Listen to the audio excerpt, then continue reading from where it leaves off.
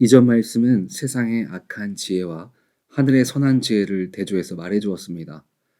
그리고 세상의 악한 지혜의 대표적인 특성이기도 한 다툼의 원인을 정욕으로 규명하고 있습니다. 그래서 오늘 말씀은 세속적 욕망에 대한 경계 및 하나님을 향한 성도의 합당한 자세에 대해서 교훈하고 있습니다. 1절을 보면 너희 중에 싸움이 어디로부터 다툼이 어디로부터 나느냐 너희 지체 중에 싸우는 정욕으로부터 나는 것이 아니냐. 오늘 야고보가 질문을 던진 너희는 이라고 하는 사람들은 교회 밖의 사람들을 염두에 둔 것이 아닙니다. 그리스도의 몸된 교회인 신앙 공동체 안에서 일어나고 있는 싸움과 다툼에 대해 지적하고 있는 것입니다. 이 말은 우리가 예수 그리스도를 나의 구주라고 고백하면서도 실제 우리들의 삶 속에서 그것도 가장 신앙의 모습으로 나가야 하는 교회 안에서조차 세상과 믿음 두 마음을 품고 살아가는 모습들이 존재한다는 것입니다. 우리가 교회를 다니는 목적이 마태복음 6장 31절처럼 그러므로 염려하여 이르기를 무엇을 먹을까 무엇을 마실까 무엇을 입을까 하지 말라. 어떤 사람은 신앙생활을 하는 목적이 정욕으로부터 나왔기 때문에 이런 염려와 걱정이 앞서게 된다는 것입니다. 이 말은 우리의 몸은 교회에 있지만 믿는 자의 삶은 살아가고 있지 못한다는 것을 이야기하는 것과 같습니다. 정욕에 앞선 믿는 자의 특징을 2절에 이어서 보면 너희는 욕심을 내어도 얻지 못하여 살인하며 시기하여도 능히 취하지 못함으로 다투고 싸우는도다. 너희가 얻지 못함은 구하지 아니하기 때문이요. 정욕에 앞선 삶은 욕심이 있고 남을 죽이고 싶을 만큼 시기하고 다툼과 싸움이 끊어지지 않는다고 성경은 말하고 있습니다. 분명 내 육적인 삶을 위해서 무엇인가를 끊임없이 구하고 두드리고 있지만 그 결과는 성경은 얻지 못하고 취하지 못하게 될 것이다 라고 말해주고 있습니다. 그런데 분명 우리가 주기도문에 보면 우리들에게 이렇게 기도하라고 가르치는 것 중에 마태복음 6장 11절을 보면 오늘 우리에게 일용할 양식을 주시옵고 우리가 먹고 입고 쓸 것을 구하라고 했습니다. 정욕으로 구한 것과 뭐가 다른 걸까요? 다윗은 하나님의 충성된 종이었습니다. 그리고 그는 하나님의 살아계심을 수많은 전쟁의 승리를 통해서 보여주었던 왕입니다. 하나님의 도움으로 나라가 강성해지고 안정을 찾았을 때 그에게는 한 가지 소원이 있었습니다. 그것은 바로 하나님이 거할 성전을 짓는 것이었습니다. 다윗의 마음은 순수했습니다. 그런데 하나님은 다윗의 때에 성전이 건축되는 것을 거절하셨습니다. 다윗은 주님의 이름으로 전쟁을 하고 승리한 사람입니다. 그런데 전쟁 때문에 성전 짓기를 거절당했습니다. 그 이유는 열왕기상 5장 4절을 보면 이제 내 하나님 여호와께서 내게 사방의 태평을 주심에 원수도 없고 재앙도 없도다. 주님의 성전이 샬롬의 때 평강이 찾아왔을 때 짓기를 원하셨습니다.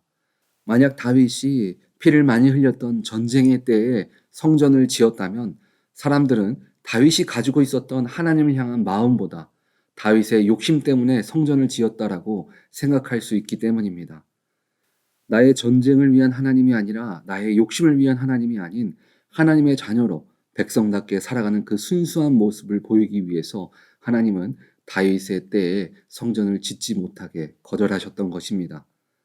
신앙훈련 서적인 릭 워렌의 목적을 이끄는 삶의 첫 번째 제목을 보면 모든 것이 하나님으로부터 시작되었으니 라고 되어져 있습니다. 다윗은 성전을 짓지 못했지만 하나님은 그의 아들 솔로몬이 성전을 지을 수 있도록 허락하셨습니다. 그런데 어떻게 짓는 성전이라고 말씀하시냐면 사무엘상 5장 5절에 여호와께서 내 아버지 다윗에게 하신 말씀에 내가 너를 이어 내 자리에 오르게 할 내 아들 그가 내 이름을 위하여 성전을 건축하리라 하신 대로 내가 내 하나님 여호와의 이름을 위하여 성전을 건축하려 하오니 우리가 우리의 삶 가운데 살아가는 것을 구하지만 그 목적이 솔로몬이 성전을 지을 때 허락하셨던 마음처럼 여호와의 이름을 위하여 구할 때 주님이 들으시고 응답하시는 것입니다. 이것이 바로 오늘 야고보가 두 마음을 품어서 아무것도 얻지 못한 사람과 구하는 것을 얻은 사람의 차이입니다.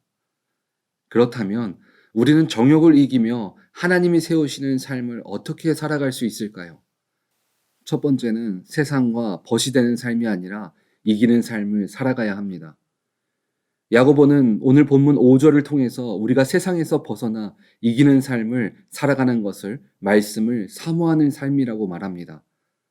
사람들은 말씀대로 살아가는 것이 뭐가 힘이 있냐고 말합니다. 미국의 건축회사인 팀 하스의 이형락 회장은 미국에서 최우수 기업상을 받고 정부 건축자문위원으로 있었던 사람입니다. 이영락 회장이 쓴 성경대로 비즈니스하기 P31이라는 책의 표지를 보면 잠언 31장으로 최고의 회사를 경영하다라고 쓰여져 있습니다. 그는 본인의 삶뿐만 아니라 기업 경영까지 말씀으로 이끌어 나아갔습니다. 성경 말씀을 기본으로 세운 사업은 믿지 않는 사람들에게까지 인정을 받는 기업이 되었습니다. 세상을 이기는 삶이란 말씀대로 행하는 삶입니다. 두 번째는 우리가 하나님의 성전인 것을 기억해야 합니다. 고린도전서 3장 16절과 17절을 보면 너희는 너희가 하나님의 성전인 것과 하나님의 성령이 너희 안에 계시는 것을 알지 못하느냐. 누구든지 하나님의 성전을 더럽히면 하나님이 그 사람을 멸하시리라. 하나님의 성전은 거룩하니 너희도 그러하니라. 주님이 늘 우리 안에 거하실 수 있도록 죄가 없는 거룩한 삶을 살아가야 합니다. 우리가 사람이기 때문에 완전하게 정결한 삶을 살아갈 수는 없습니다. 그러나 우리가 주님 앞에 순종하는 삶을 살아갈 때 6월절에 어린 양의 피를 통하여 악한 영이 넘어갔던 것처럼 죄가 우리들을 피해가는 것입니다. 세 번째는 낮은 자의 마음을 가져야 합니다. 주님이 함께 하시지 않으면, 주님이 붙드시지 않으면 우리는 한없이 연약한 존재임을 인정하는 삶을 말합니다. 누가복음 18장에 나의 신앙은 완벽하다라고 생각하는 바리새인과 나는 죄인이라고 하늘도 쳐다보지 못하고 기도하는 세리의 모습을 통해 주님은 이렇게 말씀해 주십니다. 누가복음 18장 14절에 내가 너에게 이르노니 이에 저 바리새인이 아니고 이 사람은 세리를 말합니다. 이 낮은 자라고 고백하는 세리가 의롭다 하심을 받고 그의 집으로 내려갔느니라. 무릇 자기를 높이는 자는 낮아지고 자기를 낮추는 자는 높아지리라 하시니라. 하나님은 정욕에 이끌려 나를 스스로 높이는 자가 아니라 주님이 없는 나는 스스로 낮은 자라고 고백하며 엎드려 기도하는 자에게 주님은 정욕을 이기며 높은 자로 세워주십니다. 말씀을 정리하겠습니다. 여러분들의 삶은 무엇의 목적을 갖고 나아가고 계십니까? 구해도 아무것도 얻지 못하는 정욕에 이끌리는 삶이십니까? 아니면 모든 것이 주님의 이름을 위하여 구함으로 주님이 세워주시는 삶을 살아가고 계십니까? 우리 오렌지 한인교회 성도님들은 말씀으로 세상을 이기며 늘 우리가 거룩함으로 주님의 성전인 것을 기억하며 주님이 세워주시는 낮은 자의 마음을 가짐으로 정욕을 이기고 세상 가운데 주님이 채워주시는 복된 믿음의 자녀 되시기를 주님의 이름으로 축원드립니다.